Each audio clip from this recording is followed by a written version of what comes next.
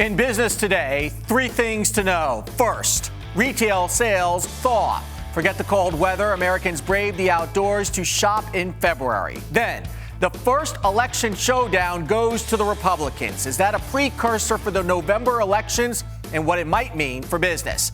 And in our corner office, real estate mogul Don Peebles is here to talk about how he built the largest African-American real estate firm in the nation. Arise Exchange starts now.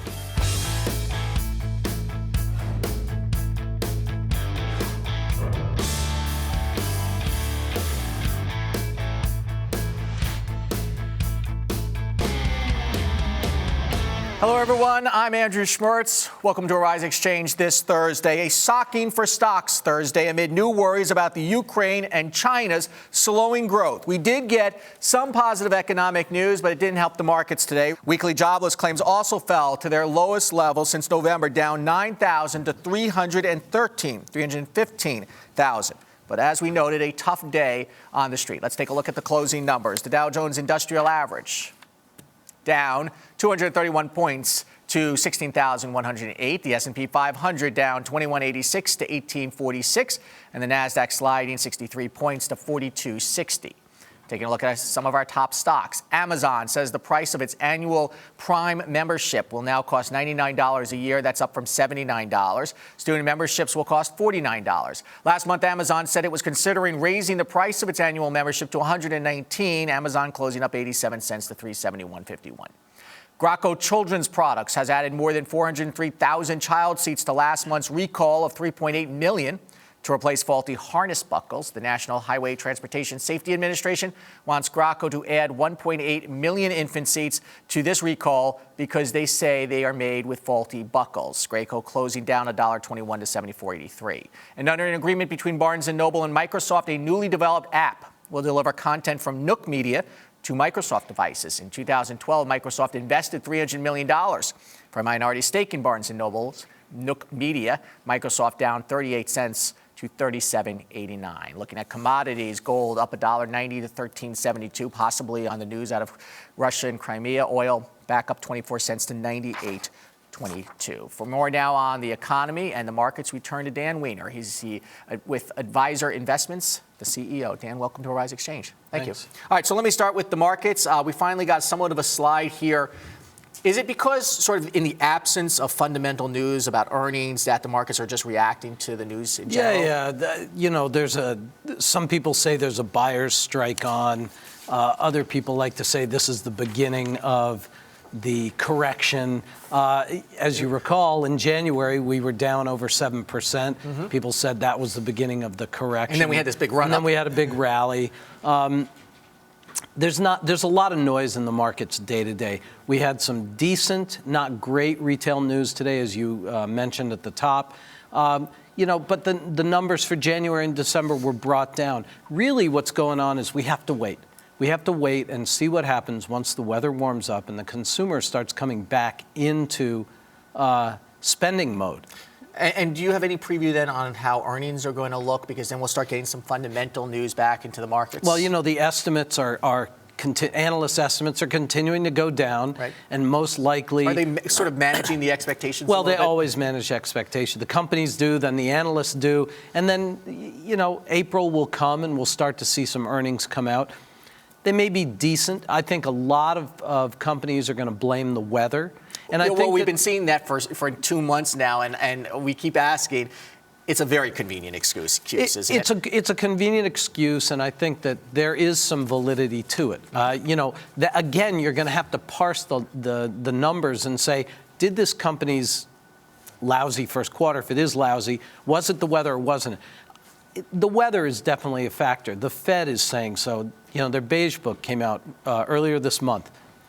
Weather, the word weather, was mentioned 119 times in the beige book. I went back and looked in January, did the same thing, 21 times. So the weather's a factor. They're clearly on the weather bandwagon. Yeah. Let me ask you about China, because their European markets are starting to react to China. China's growth coming in about 7.5%. We certainly take 7.5% any day. Sure. But this is obviously a pullback for China, and there's so much American economy related to China. How much of a factor is that going to be over the next 3 months? Oh gosh, over the next 3 months, I think that what happens over the next 3 months is that the markets move, bounce around a lot on what's going on in China. The news, I mean, look, they're bouncing around on the news out of the Ukraine. What we really care about here, though, is interest rates and earnings. So, you know, the interest will shift away from China and will shift more to earnings. And what do the companies say about the impact of China's slowing on their business? I would be much more worried about China than I would be about our companies. Okay, so, but if you're worried about China, then that's going to impact us. Yes, but remember that our global companies are very diversified. They have businesses in China, but they also have businesses in Europe. And Europe, as you mentioned, is... So if you look at this pullback, is this the time to get back in or sit tight a little bit, do you think? Well, it depends. Because you said that buyers are on strike. Yeah, if you're a trader... then I can't help you. No. If you're an investor, it's always a good time to get in. You know, you talk to Warren Buffett. Warren Buffett says you just want to buy and you want, buy good companies and stay in for the long haul. Our clients have been buying right through this. They bought right through 2008, 2009, and they've held on. And as long as you get yourself invested with good managers and good companies, you're going to do fine. We are celebrating the 5-year anniversary of the bull market this week. Most think that we have a little bit more to run, maybe a lot more to run. It's about twice as long as your average bull market. Where do you come down?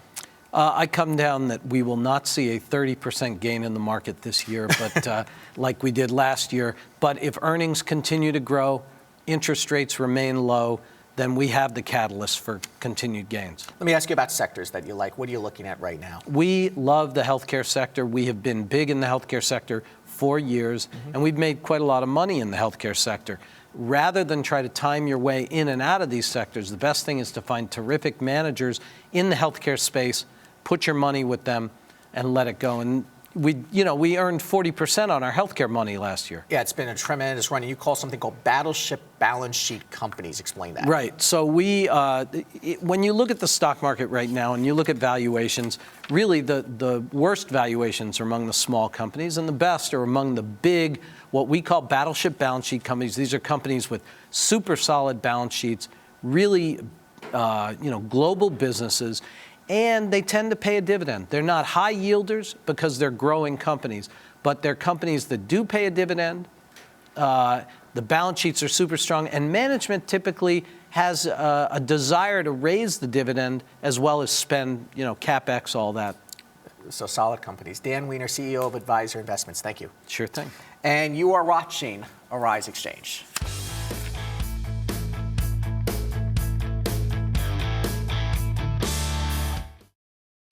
Because we live in a global, interconnected world, business news no longer stops when the markets close on Wall Street. And what we've discovered over the past few years of the financial crisis is that events and news that happen even in the smallest countries impact the United States and the world at large. As we bring together experts and analysts and thought leaders and CEOs and companies across many industries to not only provide the macroeconomic view, but news everyday people can use.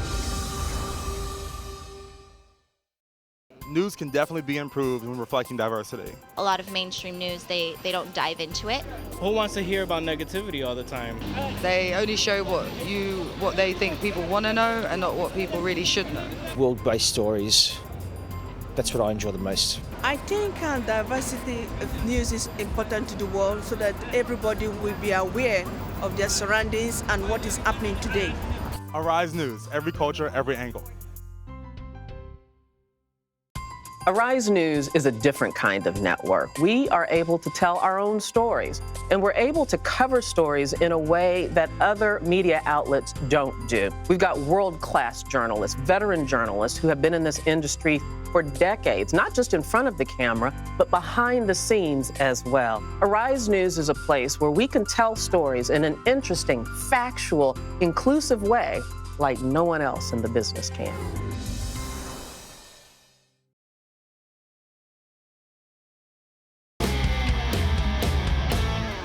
Welcome back to Arise Exchange. Time now for our business ticker, stories making headlines around the world.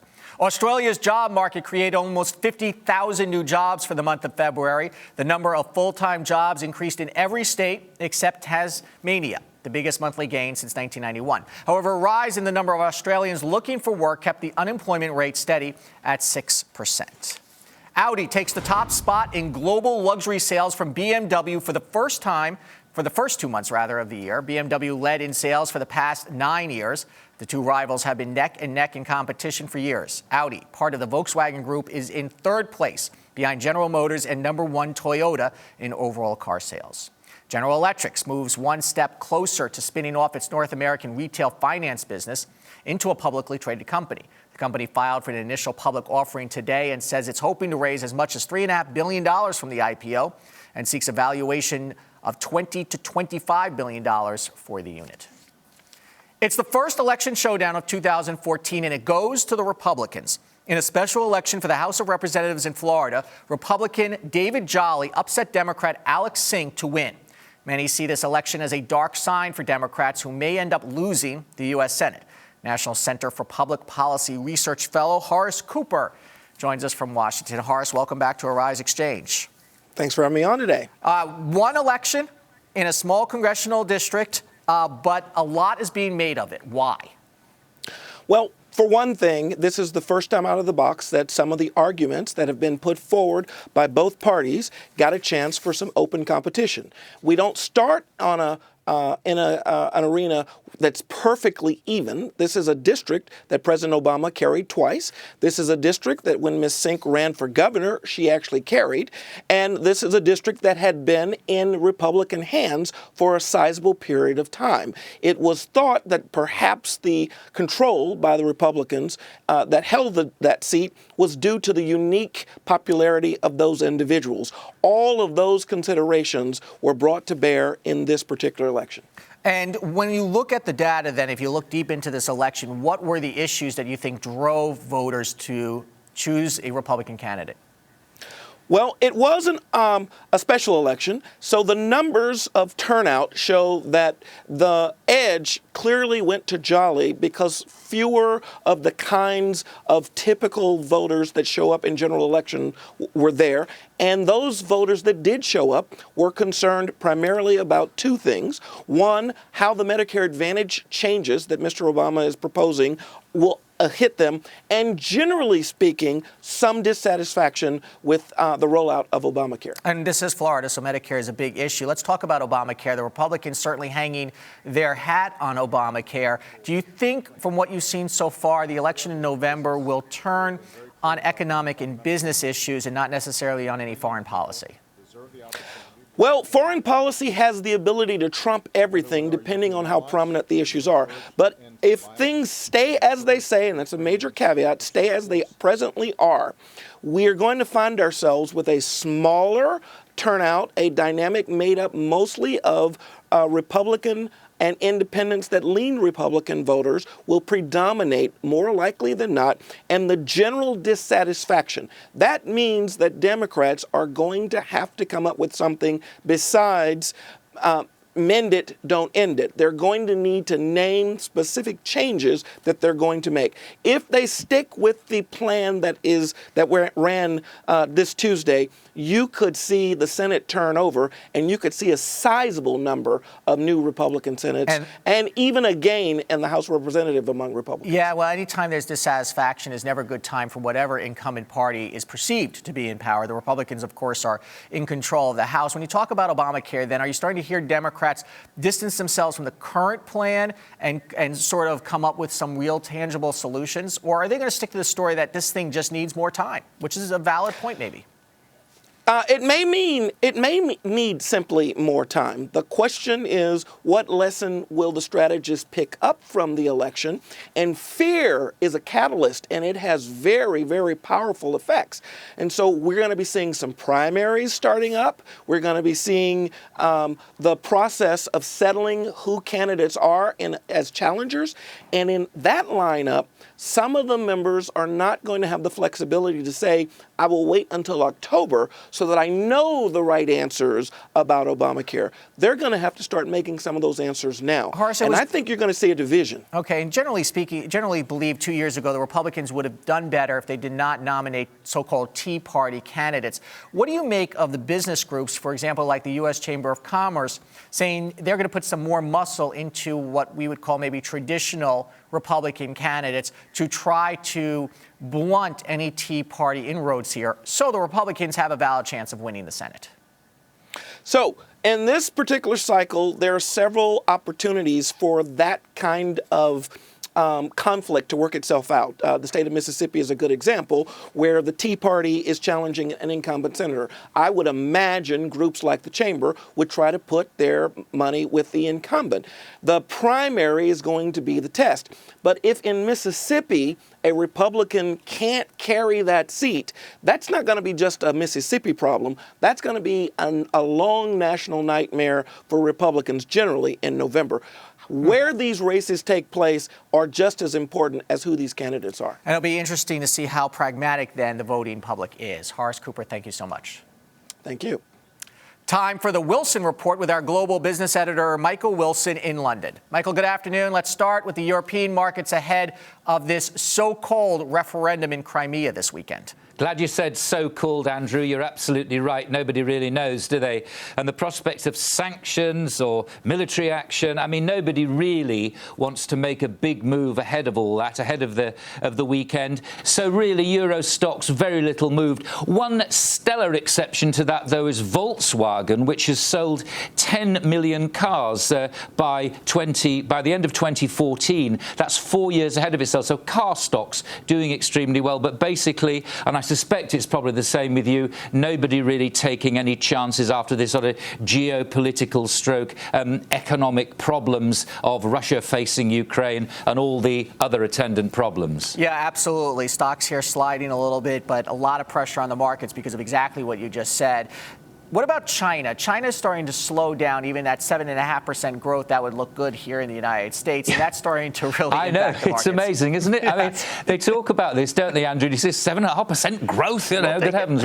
And I mean, the Premier said that they probably will achieve that. But what's happening is that industrial production and retail sales are down. Now, the sort of basic problem about China is that a lot of the shadow banking which goes on, there's not a lot of credit available through traditional banks, uses copper as a collateral. And of course, as you know, the copper price has been falling and will, as I understand it, still continue to fall. The implication of that is that some of these loans may default. And as you know again, Andrew, that last week China was happy to let one company default. So it's kind of moving away from having this big central bank backstop against people's financial mistakes. So that is a problem right in the center of China. And of course, Africa and the emerging markets, anybody exporting minerals is going to be slightly hurt by this slowdown in growth. What we have to hope for, I think, Andrew, is that the growth in China may be slowing, but at least it's consolidating and the economy kind of branching out into different areas, really. Yeah, and someone we had on the show was talking about how it's good that they're importing more and exporting maybe a little bit less and rebalancing a little bit there. Let me ask you about bonuses. Here in the States, financial bonuses on Wall Street way up at the end of 2013, but I understand in the UK they may have misbehaved a little bit. Well, yes, the Bank of England actually has come out today saying, and the Bank of England taking a supervisory role over the other banks in the country, is saying that they're pushing for bankers' bonuses if they have misbehaved or have risked taxpayers' money. Because as you know, billions of pounds of taxpayers' money has been pumped into some of the failing banks in 2008 here. If they misbehave, then they will claw back bankers' bonuses for a period of 6 years. After those bonuses were awarded. Now, this may or may not happen, but it'll come to pass in 2015. But I suspect there's a few bankers going home tonight looking a little worried on the way home and maybe seizing a gin and tonic or a martini to make themselves feel better until this legislation actually happens. There would be a riot on Wall Street if that happened here. Michael Wilson, thank you so much. Yeah, I know. And ahead, a taxi driver who is a real snake. Our favorite person of the day is next here on Arise Exchange.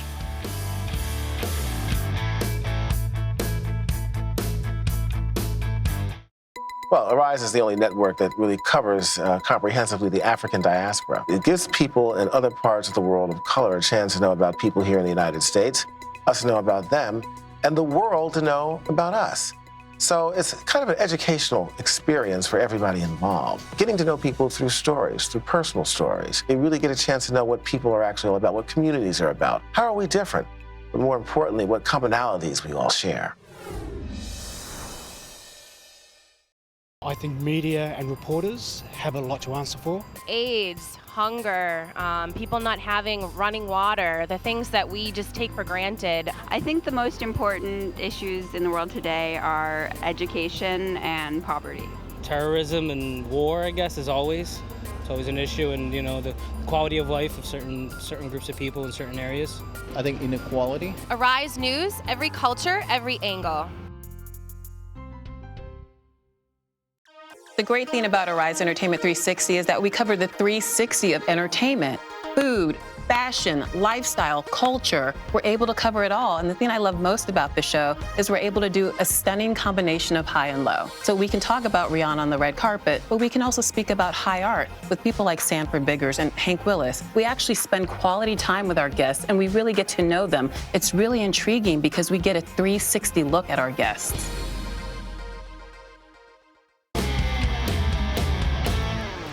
Time now for our favorite person of the day, when we pick one person who grabbed our attention and not for the right reasons. Today, that person is a part-time cab driver and sometime comedian who managed to terrify New York taxicab passengers with a 14-foot python in the backseat. TMZ reports that Jimmy Fallon put a 14-foot Burmese python in the back of his cab and then videotaped the reaction of passengers. We have some of that video here, so take a look. Hey, 30th and 8th, please. You got it. Oh my God! Now, New Yorkers are used to being terrified in taxis, speeding drivers, dodging pedestrians, getting lost in the Bronx. I'm from the Bronx, I can say that. But this so-called prank took the cake. Fallon says the purpose of the prank was to create a shock video. Well, New York's Taxi and Limousine Commission says the python prank was monumentally poor judgment on the part of the driver, you think? And now Fallon may get his hack license revoked. Meantime, PETA is upset too. The animal rights group says the snake was traumatized because it was subject to screaming passengers in an enclosed space. For the record, snakes don't have ears, but they can taste fear. Still, Fallon says the python at all times was treated with compassion and care, not so much for his passengers. So, for somehow making a New York City cab ride more frightening than normal, Jimmy Fallon is our favorite person of the day. Next, he has built a real estate empire from the ground up. Our talk with Don Peebles is next here on Arise Exchange.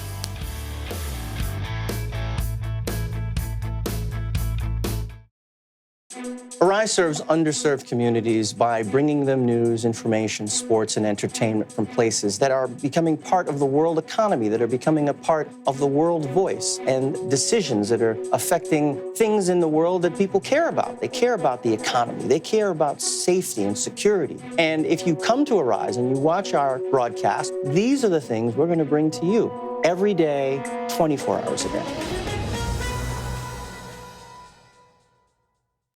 One of the great things about Arise Entertainment 360 is we have this Arise to Your Health segment, which really focuses on the holistic approach of being healthy. So we do everything from working out to juicing to getting in shape by doing fun exercises like bouncing on a trampoline or wearing these bouncy boots on our feet when we're jumping all over the set. We've done karate, we've danced the weight off, we've done just about everything. And of course, I love when we eat on set, but we do it in a very healthy and clean way.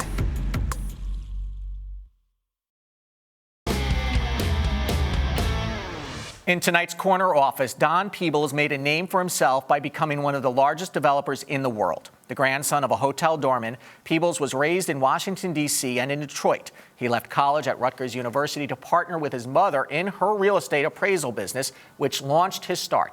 Today, Peebles has a real estate empire that includes office buildings, hotels, and condos. We welcome the chairman and CEO of the Peebles Corporation, Don Peebles. It is an honor to have you here on Arise Exchange. Thank you for spending some time with us. Thank you for having me. Before we get into the details of your specific business, I'll have to ask you about the real estate economy in general.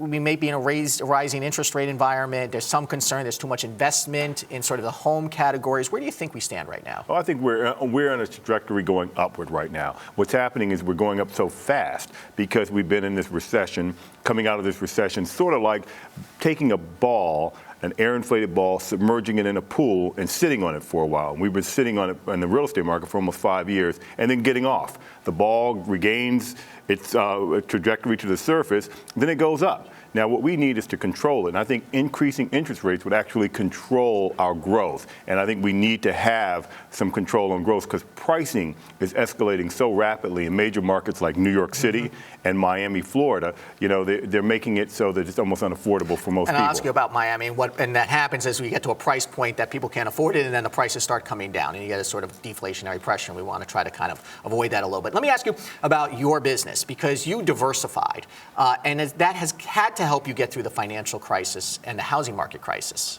Yeah, absolutely. Look, we diversify geographically and product type. So I started off as an office building developer in Washington, D.C., because that was a dominant development use in Washington. Then we went to Florida, and it was hospitality, and then condos and offices. Then California, offices, residential. Nevada, gaming and hospitality.